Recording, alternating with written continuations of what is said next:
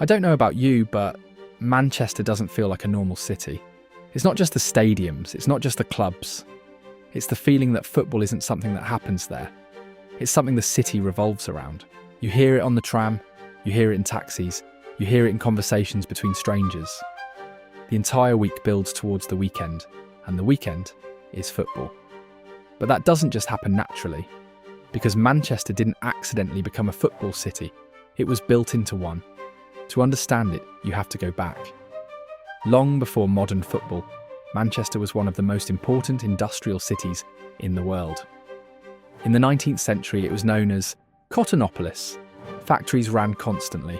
Workers put in long, exhausting hours, and the city grew rapidly, with hundreds of thousands of people living and working in tight spaces. And when those workers weren't working, they needed something else, something cheap, something competitive, something that belonged to them. That's where football came in. By the late 1800s, organised football was already taking hold in Manchester. Clubs that would later become Manchester United and Manchester City were formed within just a few miles of each other. One rooted in railway workers, the other in local church communities. Two different origins, same city.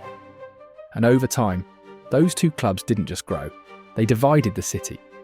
Manchester City's Etihad campus alone cost around £200 million to develop, spanning an 80-acre training complex designed to host over 400 young players at a time. That's not just a training ground, that's an entire footballing ecosystem.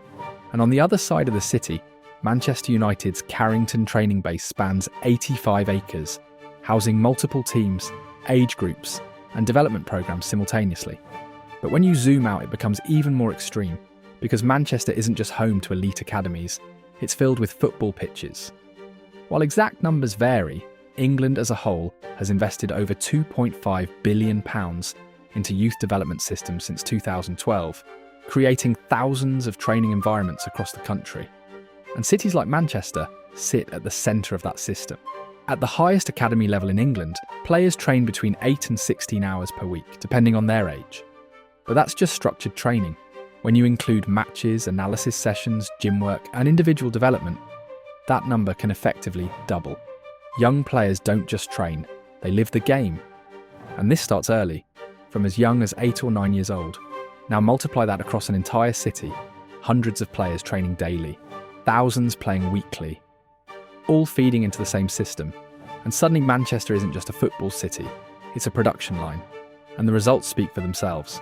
Since the introduction of modern academy systems, over 3,000 homegrown players have gone on to sign professional contracts in England, with 77% of professionals coming through these pathways. Manchester clubs sit right at the top of that pipeline. Manchester United alone has produced over 4,000 first-team appearances from academy graduates in the last decade, with 46 players making first-team debuts since 2012. And Manchester City's academy has become one of the most productive in the country, producing professional players across multiple leagues. This isn't just development, it's dominance.